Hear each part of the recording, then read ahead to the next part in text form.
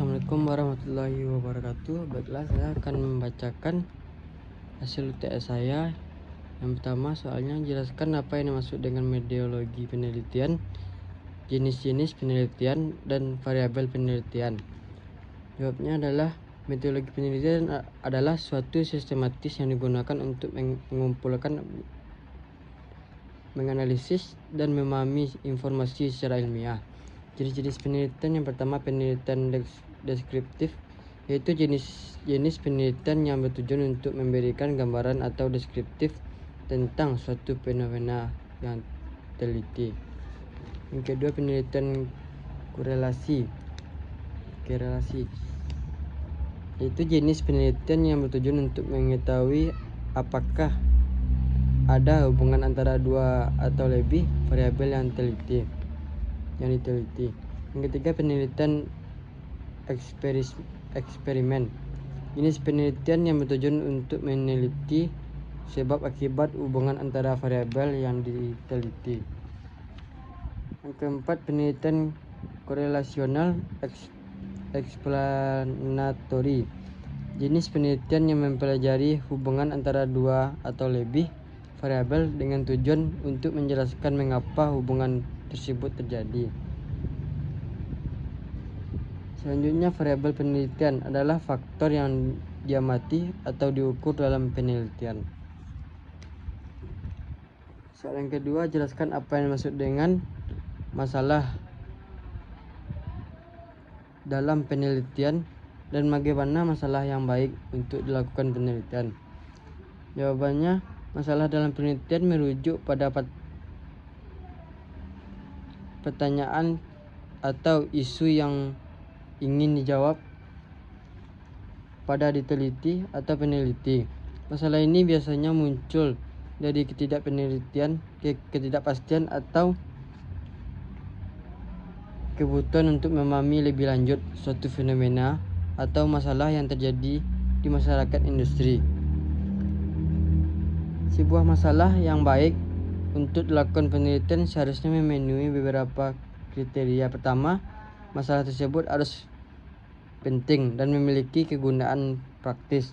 Yang kedua, masalah tersebut harus terbatas dan spesifik. Yang ketiga, masalah tersebut harus memiliki cukup informasi dan data yang relevan untuk diteliti sehingga dapat memberikan landasan teoritis yang kuat. Keempat, masalah tersebut harus dapat dijawab secara empiris dengan data yang dapat diukur dan dikumpulkan. Yang tiga, soalnya jelaskan bagaimana ciri-ciri karya ilmiah yang baik. Yang pertama, objektif dan rasional, yaitu karya ilmiah harus didasarkan pada fakta dan bukti yang jelas dan teruji.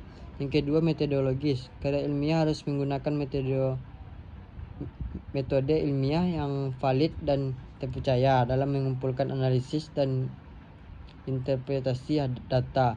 Yang ketiga, sistematis dan terstruktur, karya ilmiah harus disusun secara sistematis dan terstruktur, mulai dari pendahuluan, metodologi, hasil kesimpulan. Yang keempat, akurat dan konsisten, karya ilmiah harus akurat dan konsisten dalam penggunaan bahasa penulis dan presentasi data. Yang kelima, novel dan signifikan, karya ilmiah harus membawa kontribusi baru dan pemahaman di bidang tertentu. Yang keenam, terbit di publikasi ilmiah, karya ilmiah harus terbit di jurnal atau publikasi ilmiah yang dimiliki reputasi baik dan diakui di bidang ilmiah terkait.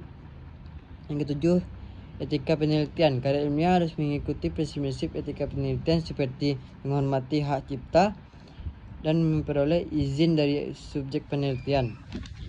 Yang keempat, uraikanlah masalah fokus pada bidang yang akan saudara lakukan penelitian. Yang pertama, tidak memiliki pemahaman yang cukup tentang bidang penelitian. Yang kedua, banyak pilihan yang topik. Yang keempat, tidak adanya sumber daya yang cukup. Yang keempat, memiliki fokus yang jelas. Soal yang kelima, yang terakhir, yaitu sebutkan dan jelaskan sistematika proposal penelitian yang dimulai dari judul sampai bab 3.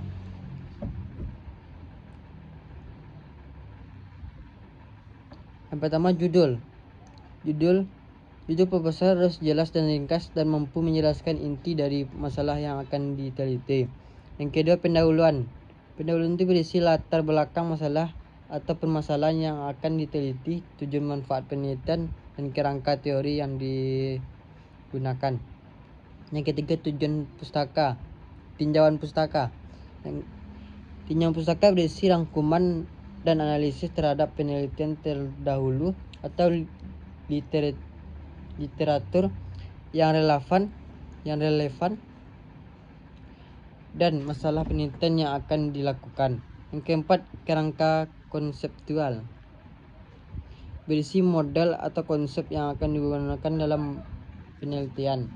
Yang kelima, metode penelitian berisi rancangan penelitian, populasi, dan sampai penelitian, teknik pengumpulan data, instrumen penelitian, prosedur analisis data, dan aspek etika penelitian. Yang keenam, hasil dan pembahasan berisi analisis data dan interpretasi hasil penelitian. Yang ketujuh, kesimpulan ini berisi ringkasan dari hasil penelitian.